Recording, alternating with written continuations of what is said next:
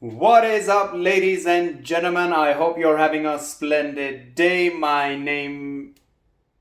I am the improved Moz because I got myself a set of glasses. I'm getting old and my right eye is all busted up. So this is the new improved me, if you want to call it like that. Do I look any smarter? I'm pretty smart anyway. So all jokes aside, welcome to today's video then. In today's video, we will be talking about my 2018 Mustang GT, and I will give you my long-term ownership view of it. I will talk about aspects from a value perspective, modding, what I like about it, what I don't like about it, practicality, performance, etc., etc. So without any further ado, let's go ahead with the video. This is then my 2018 Mustang GT, which I ordered, so this wasn't sitting on the lot. So it's the lightning blue exterior color. It's a beautiful color. Unfortunately, it's not offered anymore, and it has been replaced with the Velocity Blue for the 2019 and up S550 Mustangs then. And I got the Performance Pack 1, and all export models, at least to Europe, have the Performance Package number 1. So in US you also have Performance Pack 2, which we don't get here in Europe. And also the cars that come, we'll go over the interior later, but all cars, all export models at least to Europe, have the 401A package and the premium package. So we got the shaker system, electric seats, heated seats, etc. We got the digital dash and so on. What I also have on this car is the Magneride, and I also have the 10R80, which is the automatic transmission. I picked up the car in May 2018 and we are in October 2019. So what is that? 18 months of ownership. We will go through some of the quirks. I actually haven't had the car for all of that period because it has been at different shops, etc., to get some of the things fixed.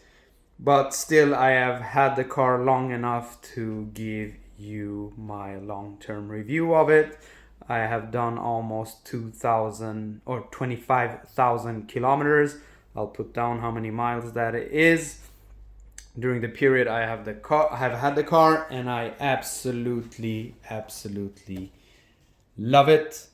But we will go over everything in a more structured way in the video. So the intention is then to give any potential buyers some insight of how the car is like to drive, what it is like to own, etc. And potentially people who are not familiar with Mustangs at all, just to give you some insight of the Mustang world. And the community is a beautiful place to be in. So that itself is almost worth buying a Mustang. But let's get on with the details, and I hope you will enjoy the video. So why did I even go for the Mustang to start off with? The answer to that is a bit complicated but simple in the same way, because I wanted to have a car that looked the part, that sounded great, that hauls ass, and that also gives me the practicality. The Mustang is, I will say it, and you will most likely not like how I say it, but the Mustang is a great compromise of different areas. It is not the fastest car in the world. It is not the best looking car in the world. It could be argued. It is not the most practical car in the world. it is not the most dynamic car in the world, and also things like from a quality perspective and so on, it is not the best car in the world. But I can argue with you almost, and also for the price that you have to pay. However, all those things consider, and considering how the Mustang does all those things, I can almost bet my money that this is one of the top 5 cars in the world that can do all of those things in an awesome package. You have the Camaro, just to give you an example of V8 cars. You have the Camaro. It offers similar type of performance, looks, etc., but it is, in my opinion at least, not as practical as the Mustang. The Mustang I have driven daily for my 25,000 kilometers, and it's easily one of the best cars I have had with regards to practicality, where I'm driving by myself or a passenger. So from that perspective, it is great. But I mean, if you want to haul a lot of stuff and so on, of course the Mustang is not for you. But from the practicality point of view alone, I think this is on par and even better than the Camaro. And then we have the Dodge Charger and Challengers. Again, then they offer similar type of package, but they're much heavier, so you don't get that dynamic perspective of the driving experience which you get with the Mustang then. And also those cars are huge. I mean, I'm a small guy, and I would feel very small in a let's say a Challenger. The Mustang is not small in any way, but again then. And then we have cars like the BMW M3 and M4. We have the BMW M2. Those are awesome cars that give exactly the same type of characteristics which you get in the Mustang, but even better dynamics from a driving perspective. But straight line performance, it's on par. And from a visual perspective, in my opinion at least, the Mustang beats them hands down, because the Mustang doesn't look like anything else on the road. And the second part is those cars cost very much more. At least the M3 and M4, we're talking about, I don't know, what could it be, list price against list price, and M3 is almost 30-40k US dollars then more expensive than the Mustang. The M2 is quite close, but it's still quite a bit more expensive, especially if you want to equip a car similar to the Mustang then. And what else are we left with? We have the Audi RS3, the 5-door and the 4-door saloon version. In my opinion, they are too plain. Awesome cars for daily driving, but in my opinion, they're a bit boring, fast as hell, more practical, but boring. And with that said, then there aren't that many more cars. We have the Mercedes AMG C63, which is the same class as the M3, M4, and the prices is similar. So for me, those were not an option. Hence why my decision was to go with the Mustang, because it gives a great overall package, which I have enjoyed quite a lot. Now let's talk about value for your dineros. So sorry for that. So previously we talked about similar type of cars or competitive cars, etc. Considering the price and the package you get, again then the Mustang is really difficult to top if you are considering a GT or a sports car which works on your daily commute, or you just want to take it out during the weekends, etc. Let's start off with the core in this bad boy, which is the V8 then. It's pumping out around here in Sweden at least 450 horsepower, and we have 527 newton meters, so it's around, I don't know, it's 40 newton meters less than the US counterpart. I will put down the pound-foot, the torque numbers, etc. converted. And I believe you have then 460 horsepower in the US counterparts.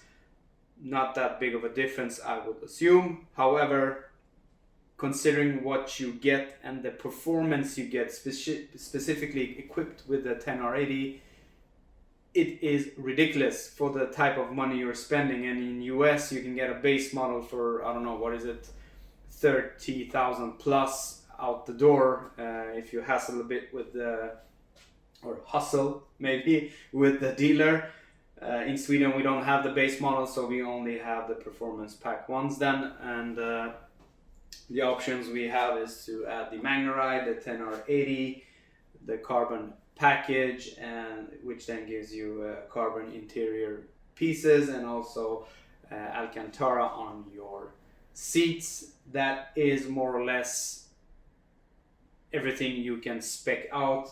You can spec out to get the PP1 rear spoiler, different type of color, and potentially some stripes. Apart from that, there isn't much to add because the cars are fully equipped, at least here in Europe. So we have the 401A package then, and the premium package as standard. So we have the digital gauges, we have heated and cooled seats, we have the shaker system, we have the adaptive cruise control, etc. So it's very, very well equipped cars that we get for the money here, and we pay around, I think the starting price is around 46 or 460,000 Swedish krona, which roughly is 46,000 US dollars then. So considering what we are paying, again then, this package is really, really difficult to overcome. Also considering it comes with a 5-year warranty and a 3-year bumper to bumper, so the insurance cost, at least for the first 3 years, are relatively low considering what type of car it is. I am paying around, what is it, $70-80 per month for the insurance for this, the first 3 years then. What is high then on these type of cars, at least here in Sweden, is the road tax. They have increased quite a lot since I got my Mustang, so that is also something that is on the negative side, at least when it comes to this type of car. Let's dig in a bit into the performance aspect of the car. Let's start off with the straight line performance. I have done immature type of roll racing, or whatever you want to call it, with some pretty quick cars, and this holds up really well in a straight line. In one of my previous videos I have done with the Draggy, I have measured this car, not with the standard tires, with my 20-inch 305 Michelin Pilot Sport 4S tires then, with an H-pipe and the Velocitec Big Mouth and a drop-in filter. I have been able to consistently run 12 runs on the street without doing any burnouts, etc. And considering that these cars have less newton meters, specifically the newton meters, than the US counterpart, that is outstanding performance again then for the money. And the best 0 to 60 time on the street I have is 4.28 seconds, which again then is an awesomely quick time considering the price you're paying. You could argue with me and say, yeah, but the Tesla Model 3 is quicker. Yes, it is quicker, but it is boring. Boring. Perfect commuter car, but it wouldn't give you the same experience you would get with the Mustang then. And also, let's talk about how it is to drive from a dynamics perspective. Again then, this is not the best car from a dynamics perspective, but it holds up really well, especially considering the weight of the car. This is a heavy car, so this one, or heavy, but This weighs 1800-ish kilos, and that is with the lighter wheels, etc. So the car is pretty heavy, but it will take corners really well, specifically if you have the Magneride, or if you have switched over to coilovers, or if you have changed your sway bars, etc. It will handle really well, and we will get to that later in the video. From a modding perspective, there is a lot you can do with this car. So I mean, for a street car, for a daily commuter car, the dynamics perspective is totally fine and adequate. If you want to step it up, there are then modifications you can do, but if that's not, how shall I say, cutting it for you, then potentially you have to step up to a BMW M3, M4 and M2, etc. to get that edge over the Mustang then. But I have seen Mustangs which are modified that can hang with any of those cars any day of the week. So it's a little bit up to you, but again, then from a overall package perspective, it is really good when it comes to the performance, and the numbers are ridiculous. I have seen standard Mustangs with the standard wheels and tires run 11.8 or 11.9 and so on, but that is on a prepped surface at the strip. But anyhow, it gives you a good insight of the performance then. Also, not to forget, you have two potential back seats. I'm driving my children in this car on a daily basis. You have a trunk which is actually rather big, and it's still running those numbers, so that is something to keep in mind. No matter how fast a Porsche Cayman is, as an example, if you want to take 3 people, what do you do then?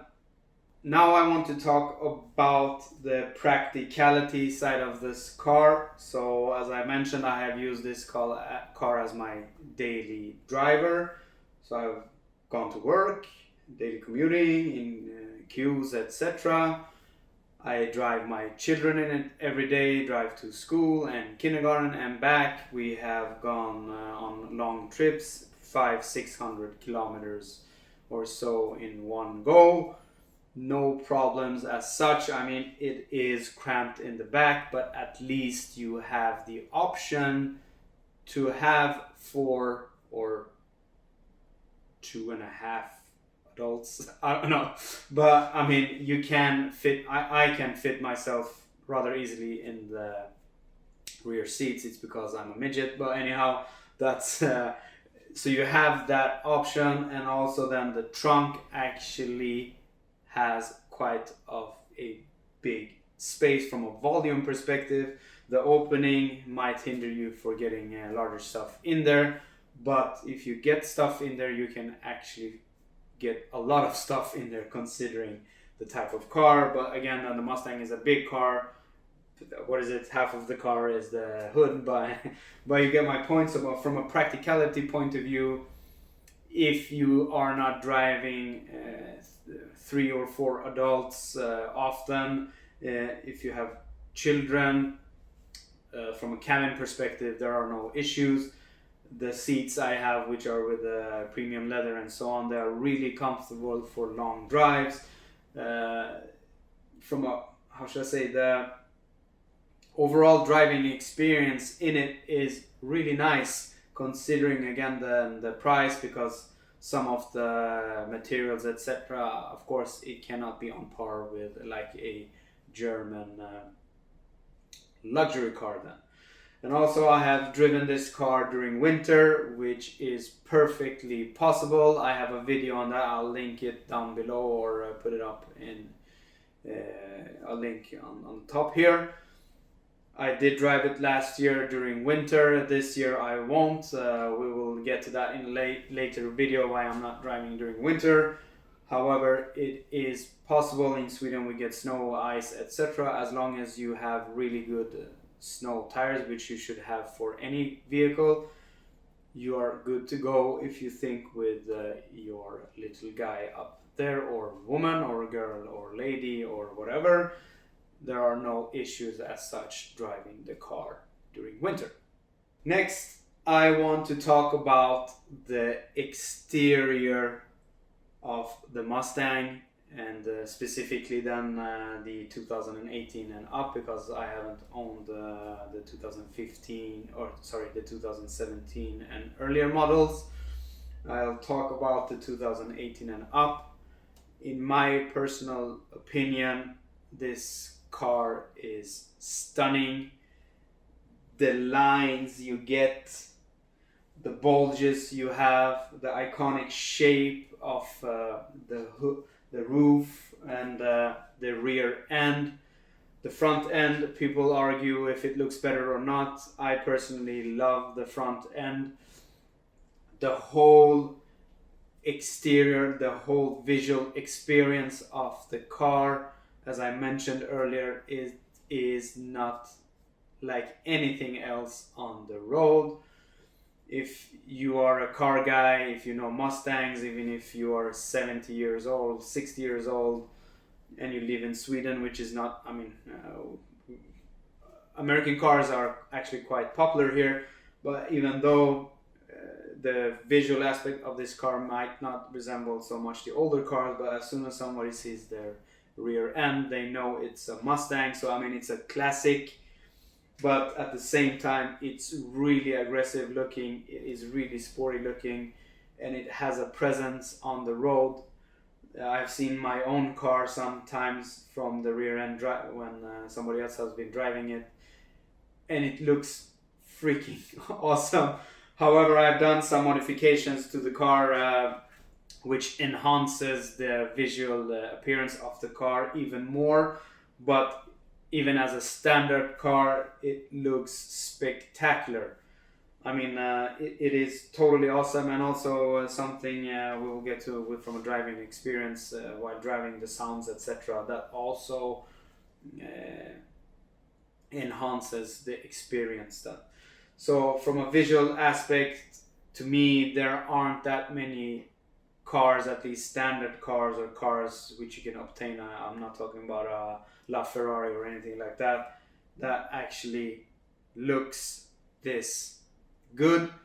And also from an interior point of view, we will talk about that as well. I mean, it is really nice looking.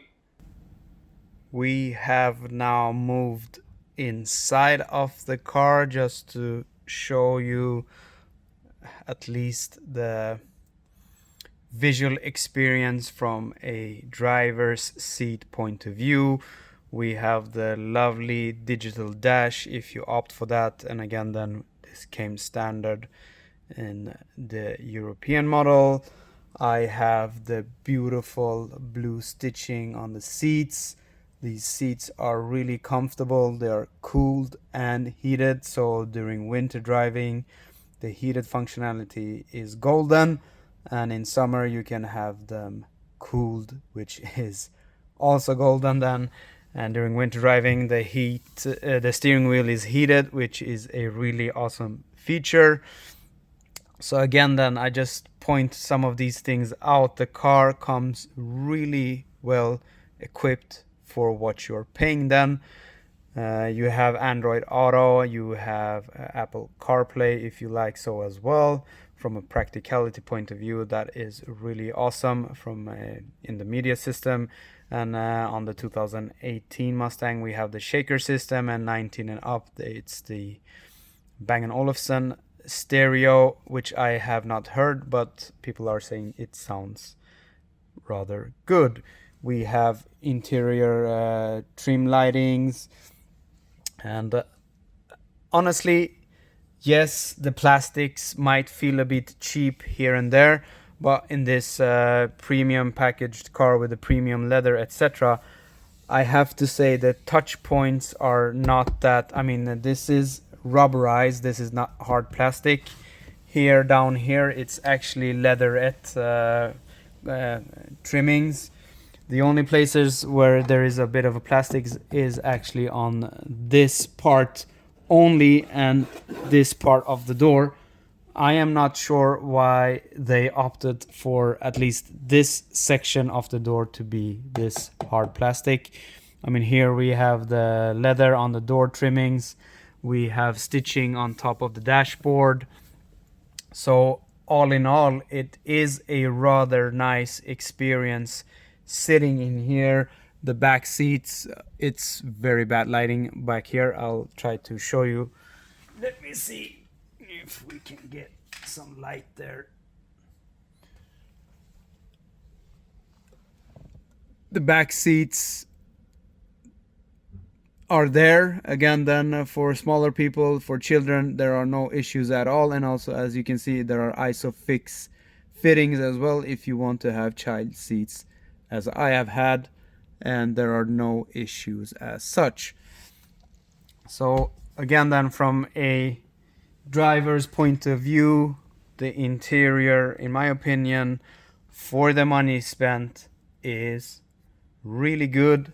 There could be improvements for sure, but again, then you would then have to pay more. Just the function of having a digital dash, which is rather customizable, it's an awesome feature which enhances, in my opinion, enhances the driving experience just that tiny bit more, which also then, if you add everything up, it is a difficult package to beat. What I can say from a downside point of view, from an interior perspective, is that the wind noise is actually quite good.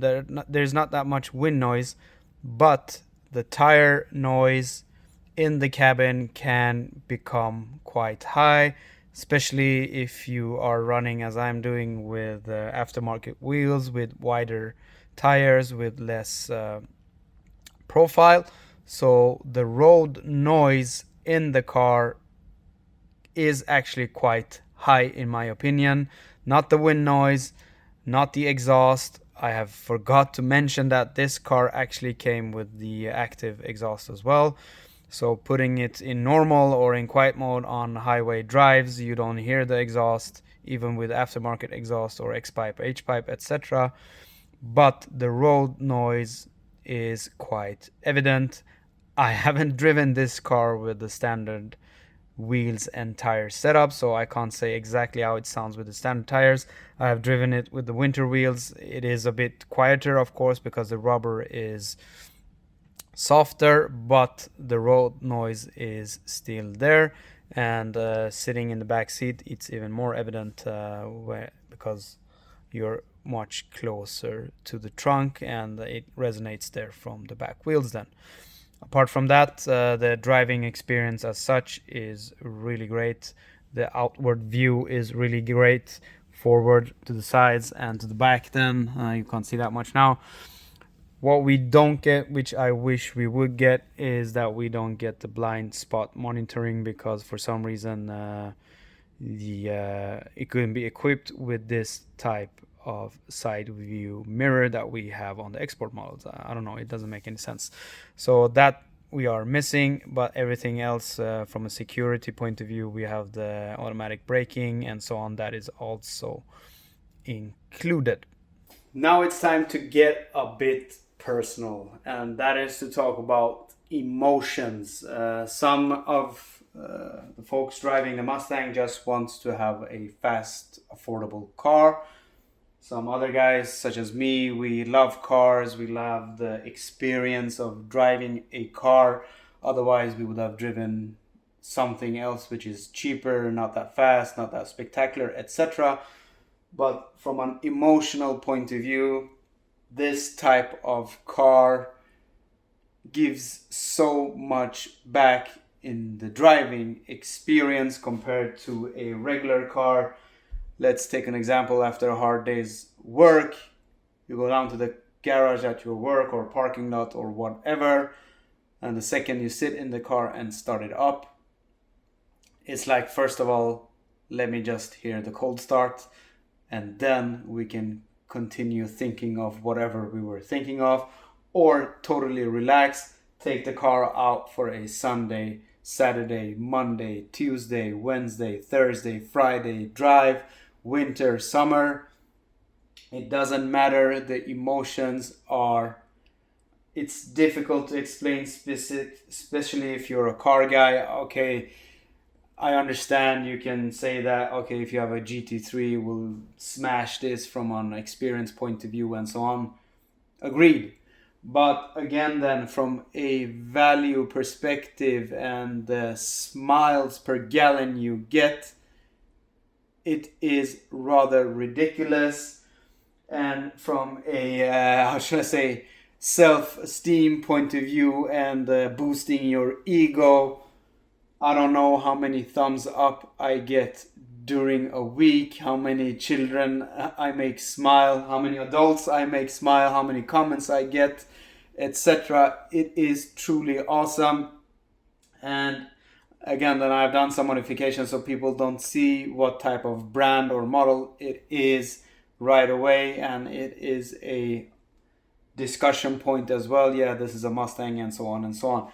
So I mean, this car brings up so much emotions and feelings, it's ridiculous. Again, then this is not the fastest car, it is not the most dynamic car, but the visual aspect, every time you walk away from it, every time you walk to it, every time you start it, every time you rev it out, it is ridiculous. And for me, it is going to be difficult to drive another type of, how should I say, regular car, because I know beforehand that they will not give me the same type of experience which I am getting from the Mustang then. So from that perspective, in my opinion, this is a truly awesome experience. Now let's talk a little bit about the transformability, if that's even a word, how you can transform a Mustang S550. I'm just now showing you my beautiful monoblock forged wheels from RSR, just to give an example of what you can do with aftermarket wheels with the correct offsets, etc. The stance of the car becomes really good. I have lowering springs on mine from Ford Performance, for the Magneride, BMR has, Stida has. If you don't have cars equipped with the Magneride, you can get lowering springs, other dampers, you can get coilovers. There are multiple sway bar options, toe links, anything you want to do or change from a chassis and suspension point of view, you can do. You can add rear spoilers. There are, I don't know how many hundreds almost from a rear spoiler perspective, colored, not colored. You can change out your deck lid panel. You can change out your tail lights to look like the European model, which I have here, or any other way. You can get these in sequential, even if that's not offered in Europe, you can get that. You can change your diffusers. You can change your exhaust. You can change interior parts like my shift knob. You can change your hood vents. You can change your grills, etc. The possibilities of modding this car is more or less endless. And as it's an American car, a sports car which is sold with rather high numbers, parts, okay, some parts are expensive, but most of the time it's quite not affordable. Modding is never affordable, but I mean, you can get away with a lot of stuff for not that much money. And we haven't even talked about all the options that are from a performance perspective. You have drop-in filters, you have regular premium gas tunes, you have E85 tunes, you have centrifugal blowers, you have turbochargers, etc., which you can add, and that has been done many times on these cars. So people, at least in the US, are quite familiar with how to tune these cars and get the performance out of them. And also then you have a multiple variations with regards to drag radials if you want to go to the drag strip, drag suspension, drag brakes, drag rotors, etc. So from a modification standpoint of view, this platform is truly awesome. You can change your hoods, the whole front bumper, doors, your fenders, everything can be changed on this car, and there are multiple options for each of that as well, and multiple vendors as well, and that is truly awesome and not that widely available on other brands and other cars, or for the price that you need to pay. So the pricing on modification parts on the Mustang is rather good. Even though I live in Sweden, I have had to purchase from other countries and so on. It's still been rather affordable compared to if I would have bought stuff for a BMW. Let's take M performance parts. That's much more expensive then. So if you're out to mod your car, the Mustang S550 platform is a perfect platform for modding your car, either being it performance wise, either being it dynamic wise with regards to the chassis and suspension, or exterior, or all of the above. So the possibilities are endless. So some of you have been with me since the beginning, from May 2018, and in this chapter I want to talk about the quirks, quality issues, and problems I have had with the car. And let's start off with the elephant in the room. So my first motor actually was swapped due to scoring on cylinder number 3. And the reason why I took the car in is because it made weird noises from the top, and it showed to be, it was the intake manifold. And that we came to know later. So if the manifold would have not sounded, most likely maybe I would have never noticed that the cylinder was scored. But they went in and bore scoped the motor and found out that it was scored. So the motor has actually been swapped, and I have had no real issues with any of the motors as such. But again, then the first motor was swapped. I have something called the typewriter tick. I have had it on both motors or engines. I have what is called the 2K slap, but that is most likely from the direct injection fuel pump or something that has to do with that. And I believe more or less all 2000 and up 18 GTs have that sound at around 2000 RPM. The typewriter tick, not all cars have, but all cars could get it because it's a TSP out there saying that after an oil change, the motor can start tick during idle, which I have on this car, and many others have it as well. And I also then have had a lift off rattle, which again, the Ford dealerships is saying is normal because other cars have it as well, and they say it's a characteristic, and they say it's not detrimental. So I won't dig any further into that, and or I have not done so. I opted to enjoy the car while I have it. And also I have had some paint related issues since the beginning, and this door had nudged the front fender, so that has been repainted, and my boot lid had actually nudged the rear fender, so that has also been spot painted, same as for the doors, and it was just small spot paints.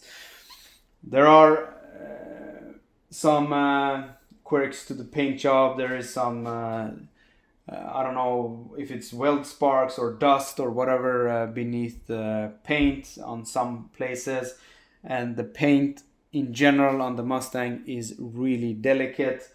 The whole front of my car and other areas, I have a video on that, is covered with paint protection film, and I thank God for that. The paint as such, I mean, apart from my swirls, etc., from washing the car, is impeccable. it is like it left the factory, because it is protected in the areas where it needs to be protected. And I have also applied ceramic coatings and so on, so I have taken care of the paint. So the paint as such on these cars, in my opinion, and the experience I have, is really delicate and really thin. You can easily get rock chips. Before I actually had time to put on the Expel paint protection film I have on this car, I actually managed to get rock chips before I had time to apply the Expel paint protection film. And other things, again, then which we talked about from an interior point of view. I mean, the road noise from the tires are quite high, but that is to be expected from a sports car. There are some plastic trimmings, etc., in the interior, which is not on par. It's hard plastics, so the feel to it is not that great. And also, my car fortunately doesn't have that of any issues, more or less, with panel fitments and so on. So I am lucky not to have that, but I have seen other cars where some of the panels are not on par of what I would consider is okay. But fortunately then on my car, at least the panel gaps, etc., are consistent, and it's not that big of a difference. Apart from that, I mean, there is not much to say. Of course, the swapping of the engine did, how should I say, exhaust me, because I have been at different dealers, I don't know how many times and so on, for the different type of issues I've had. The last 6, 7, 8 months, I just decided to screw it and drive the car. If something happens, something happens. I still have my warranty, as I don't have any tunes, etc., which would void any potential warranty from an engine and transmission point of view and so on. So from a negative aspect, that is more or less the only thing, but it is a rather large negative impact from the way I felt for this car, because it's my darling, and having the motor swapped and having this type of noises, etc., has actually sucked a bit of energy out of me with regards to the feelings for the car then. But apart from that, and the other issues I've talked about, there aren't that many to talk about actually. Alright, we have now reached the end of the video. I have been talking quite a bit. I really wanted to give you my point of view and what I have experienced with driving the cars. I just didn't want to do a quick 10-minute video just to get a video out. I really want you to appreciate the video, and if there's anything specific you want to ask, just let me know in the comment sections below, and I will try to answer them the best I can. And from a recommendation point of view, if you want to have a, again, then 2018 up, because that's what I have up, Mustang GT, go for it. You will love it. Hopefully you will not have any issues, and specifically not to have to swap the engine. There were some times where I really hated the car, but that's a different topic. I actually wanted to trade it in for another Mustang or get it bought back, etc., but that didn't happen. And as I mentioned, I then decided just to try to enjoy the car as much as possible. And I promise you, you will love the car. It is an awesome thrill and drive, specifically if you can afford it and have it as a daily. It is truly awesome. I highly recommend you to at least drive one and experience it firsthand. Drive a manual, drive the automatic. I have done so. I opted for the automatic for being a daily driven car. And the way the power is delivered and the way the power is felt, the automatic transmission beats the manual hands down, no questions asked. Yes, you are not that well linked with the car, so to speak, if you have an automatic, but if I would do it again, I would do it with the automatic again, because it is truly awesome. It really, yeah, it really enhances the dynamic perspective of the car with regards to the way the power is delivered. So with all of that said, then I really do recommend the Mustang as such. However, there are some quirks which needs to be considered, and also as with other cars or brands, the first model year maybe is not the one to buy, which I did with the 2018, and potentially there might have been some issues with the motors, I'm not sure. But for 2019 and up, I hope if any issues have been there from production, etc., they have been sorted out, so you can enjoy the car fully. A lot of talking, a lot of emotions, and a lot of impressions, and a lot of things to talk about and cover. We could have talked about just the interior for an hour more or less, but I won't do that. But I hope this video has given you some insight. It might sound that I have been overly positive. I am a very picky person, so some other people who might have had some issues might not have even bothered. Even with the issues I have had, I really love the car, and all the things that I have said from a positive point of view, I really mean them. I don't say them just because I own a Mustang. We will get to in another video what the future is for the Mustang, and even if the future changes, the things I have to say with regards to how it is to drive and so on, it is how I really feel. So it's nothing that I make up just because to make a video again then, or to say because I own a Mustang. So then, I hope you have enjoyed today's video, ladies and gentlemen. Give me 1 thumbs up, 2 thumbs down, subscribe, and until the next time.